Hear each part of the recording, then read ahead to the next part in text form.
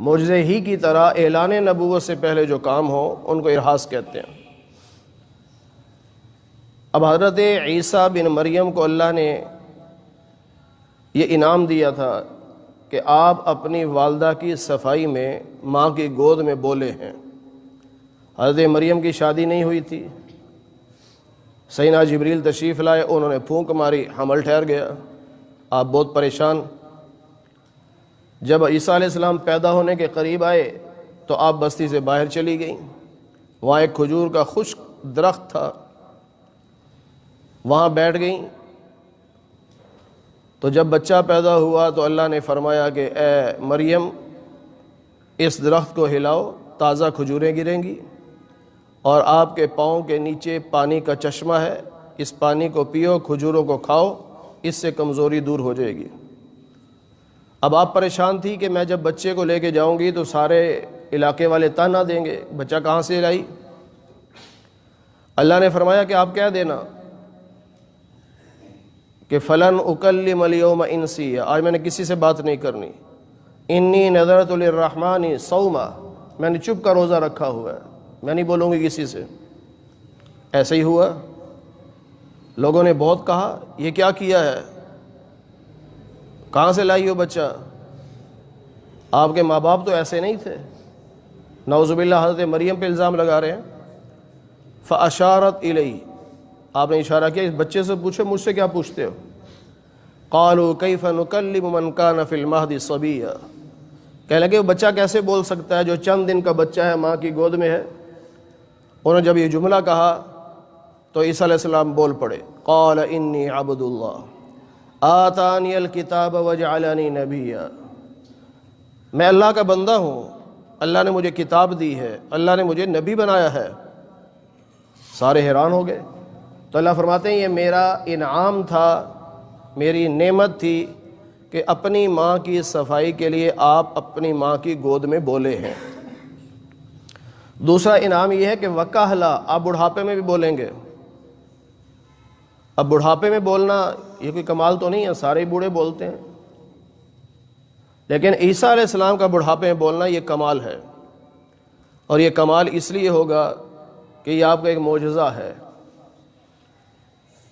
عیسیٰ علیہ السلام جب دنیا سے اٹھائے گئے، آسمانوں پہ لے جائے گئے، تو آپ کی عمر 30 سے 33 سال کے درمیان کی تھی، بھرپور جوانی کی عمر۔ اسے تو بڑھاپا نہیں کہتے نا، وہ تو جوانی کی عمر ہے، اور پوری دنیا اس بات پر متفق ہے۔ یہودی کہتے ہیں کہ ہم نے عیسیٰ علیہ السلام کو قتل کر دیا جوانی میں، عیسائی کہتے ہیں کہ آپ سولی پہ لٹک گئے ہمارے گناہوں کا کفارہ ادا کرنے کے لیے جوانی میں۔ مسلمان کہتے ہیں کہ اللہ نے عیسیٰ علیہ السلام کو زندہ آسمانوں پہ اٹھا لیا ہے جوانی میں۔ جوانی پر سارے متفق ہیں۔ اب مسلمانوں کا عقیدہ یہ ہے کہ آپ دنیا میں تشریف لائیں گے، جوانی ہی میں آئیں گے، اسی عمر میں، پھر آپ اگر جہاد بھی کریں گے، یہودیوں کو قتل کریں گے، دجال کو قتل کریں گے، آپ شادی بھی کریں گے، آپ کے بچے بھی ہوں گے، اور پھر تقریباً 40 سال آپ دنیا میں رہیں گے، یعنی 70 سال کی عمر کے بعد آپ کا انتقال ہوگا، اور آپ روضہ رسول میں ہمارے نبی کے قدموں میں دفن ہوں گے۔ اب جب آپ بڑھاپے میں لوگوں سے باتیں کریں گے تو یہ اللہ کا انعام ہوگا آپ پر۔ اگر کوئی کہے کہ عیسیٰ علیہ السلام زندہ نہیں ہے، نعوذ باللہ، یا عیسیٰ علیہ السلام نے دوبارہ دنیا میں تشریف نہیں لانا، تو پھر اس آیت کا مطلب کیا ہوگا کہ تکلم الناس فی المہد وکہلا، مہد تو آپ نے ثابت کر دیا کہ ماں کی گود میں بولے، وکہلا کیسے ثابت کرو گے کہ بڑھاپے میں بولے؟ قرآن کی اس آیت پر عقیدہ صرف مسلمانوں کا ہے، اور وہ صحیح ہے کہ آپ دوبارہ تشریف لائیں گے اور بڑھاپا آپ کو آئے گا، اور آپ بڑھاپے میں بھی لوگوں سے باتیں کریں گے۔ پھر ایک انعام اللہ نے یہ عطا کیا، اللہ فرماتا ہے میں نے آپ کو کتاب دی، حکمت دی یعنی نبوت دی، تورات کا علم دیا، انجیل کا علم دیا، یہ بھی اللہ کا انعام۔ وَإِذْ تَخْلُقُ مِنَ الطِّينِ كَهَيْئَةِ الطَّيْرِ، ایک ہم نے انعام یہ دیا کہ آپ گارا لیتے، اس کا پرندہ بناتے، جیسے وہ پرندے بناتے ہیں، اور آپ پھونک مارتے تھے وہ صحیح پرندہ بن کے اڑ جاتا تھا، لیکن بِإِذْنِی، یہ میرے حکم سے ہوتا تھا۔